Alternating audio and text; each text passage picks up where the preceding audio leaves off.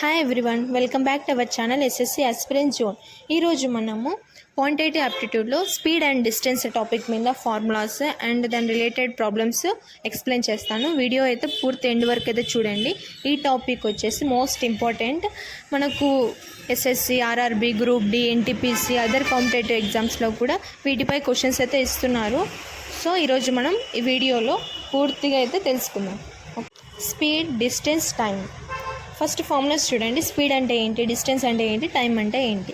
Speed is equal to distance by time. Distance is equal to speed into time. Time is equal to distance by time. So ఈ formulas మూడు రావాలంటే ఒకటి నేర్చుకుంటే చాలు. Speed is equal to distance by time.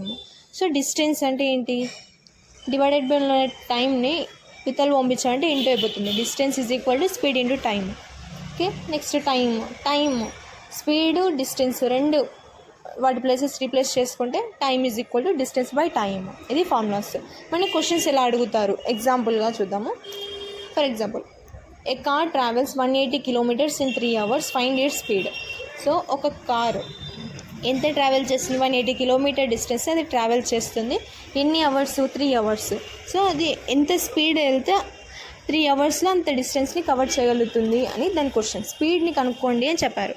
So speed is equal to distance by time. So speed is equal to 180 divided by 3. 3 6 80. So 60 km/h అంటే గంటకు 60 kilometre అది travel చేస్తే 3 గంటలకి 180 కిలోమీటర్ డిస్టెన్స్ని కవర్ చేయగలుగుతుంది. ఓకే, నెక్స్ట్ క్వశ్చన్ చూద్దాం. A train runs at 80 km/h for 2.5 hours, find the distance covered. ఒక train 80 km/h అంటే గంటకు 80 kilometers అది ట్రావెల్ చేస్తుంది. అది 2.5 hours చేరుకోవాలి.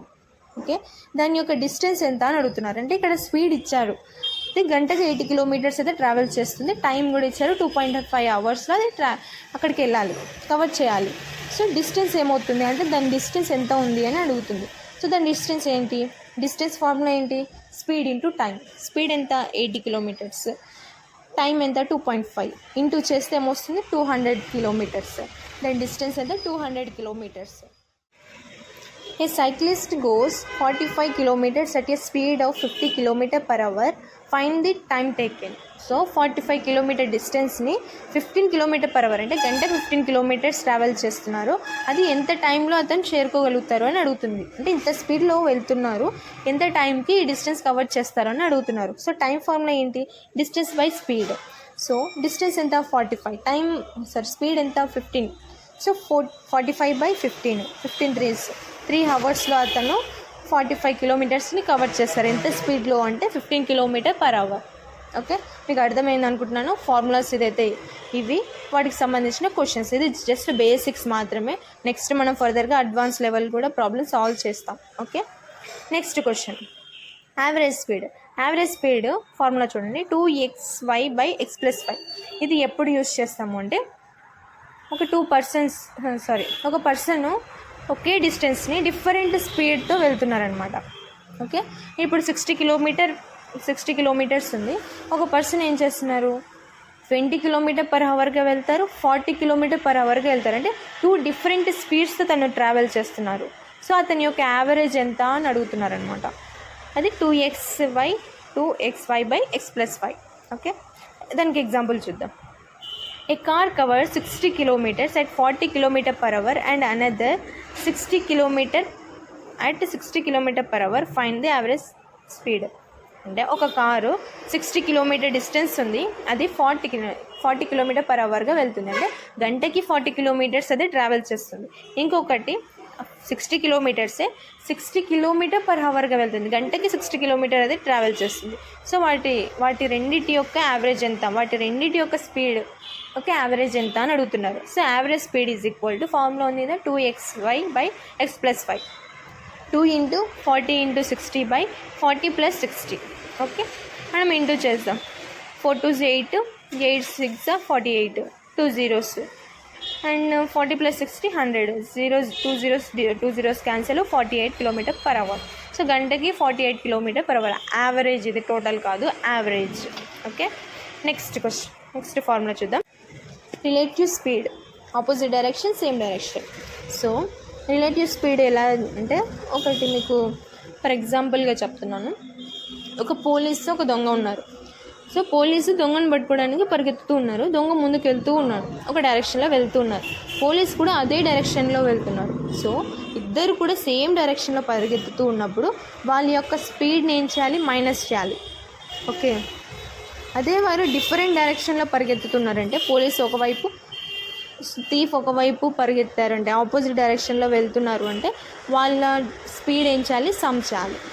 ఓకే, అదే ఇది ఆపోజిట్ డైరెక్షన్ ఏం చేయాలి, వాళ్ళ యొక్క స్పీడ్ని యాడ్ చేయాలి. S1 + S2 సేమ్ డైరెక్షన్లో వెళ్ళినట్టయితే వాళ్ళ స్పీడ్ని మైనస్ చేయాలి, S1 - S2.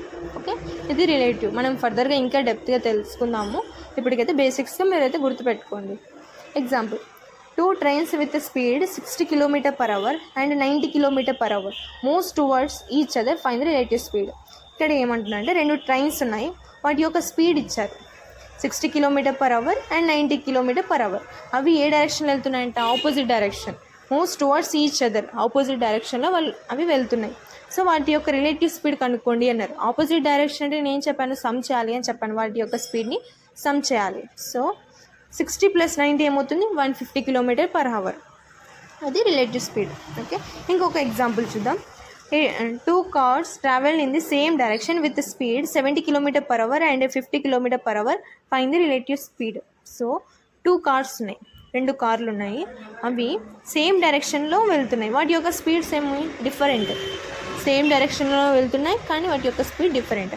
ఫస్ట్ వన్ ఎంత 70 km/h, second one 50 km/h. So వాటి యొక్క రిలేటివ్ స్పీడ్ ఎంత, సేమ్ డైరెక్షన్ అంటే నేను ఏం చెప్పాను, మైనస్ చేయమని చెప్పాను. 70 - 50 ఏమవుతుంది, 20 km/h అవుతుంది. సో మీకు ఇప్పటి వరకు అయితే క్లియర్ ఉంది కదా. Okay, next boat and stream. దీనికి ఏమంటే ఎగ్జాంపుల్గా చెప్తాను చూడండి.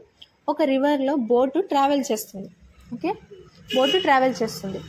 సో బోటు వాటర్తో పాటు ఒకే డైరెక్షన్లో వెళ్తున్నాయి అంటే దాన్ని డౌన్ స్ట్రీమ్ అంటాం. ఓకే, ఒకవేళ వాటర్కి అగేనెస్ట్గా బోట్ ట్రావెల్ చేస్తుంది అంటే అది అప్ స్ట్రీమ్ అంటాం. పేర్లు గుర్తుపెట్టుకోండి, down stream, up stream. Okay, down stream speed ఎలా క్యాలిక్యులేట్ చేయాలి అంటే బోటు వాటర్ రెండు ఒకే డైరెక్షన్లో వెళ్తున్నాయి కాబట్టి వాటి యొక్క స్పీడ్ని సమ్ చేయాలి. Boat speed plus stream speed. Okay, up stream ఏంటంటే అగేనెస్ట్ అంటే ఆపోజిట్ డైరెక్షన్లో, అంటే వాటర్ ఒక డైరెక్షన్లో వెళ్తే బోటు ఇంకొక డైరెక్షన్లో వెళ్తుంది అంటే ఆపోజిట్ డైరెక్షన్లో వెళ్తుంది కాబట్టి దాన్ని మైనస్ చేయాలి. Up stream = boat speed minus stream speed. Okay, next ఇప్పుడు మనం బోట్ స్పీడ్ ఎంత కనుక్కోవాలి అని అడిగినప్పుడు down stream speed plus up stream speed /2. Down stream speed ఏంటో తెలుసుకున్నాము, అప్ స్ట్రీమ్ స్పీడ్ ఏంటో కూడా తెలుసుకున్నాము. వాటి సమ్ చేసి డివైడెడ్ చేస్తే మనకు బోట్ స్పీడ్ వస్తుంది. స్ట్రీమ్ స్పీడ్ అంటే వాటి మైనస్ చేసి /2 చేస్తే మనకు స్ట్రీమ్ స్పీడ్ వస్తుంది.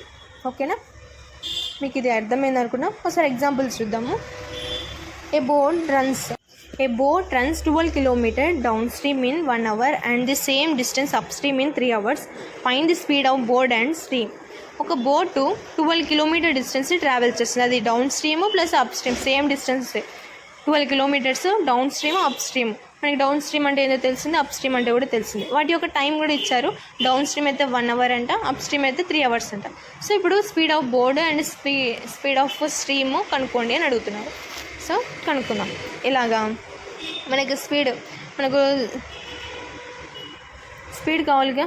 స్పీడ్ ఫార్ములా ఏంటి, డిస్టెన్స్ బై టైమేగా. డౌన్ స్ట్రీమ్ స్పీడ్ = డిస్టెన్స్ ఎంత 12 km, టైం ఎంత 1. 12/1 = 12 km/h down stream. Up stream speed ఎలా, 12 km / 3 hours ఇచ్చారు, /3. 3 4s 12, 4 km/h up stream. So ఇప్పుడు బోట్ స్పీడ్ ఎంత, boat speed 12 + 4/2 8 km/h. Stream speed = 12 - 4/2 4 km/h. Okay, clarity.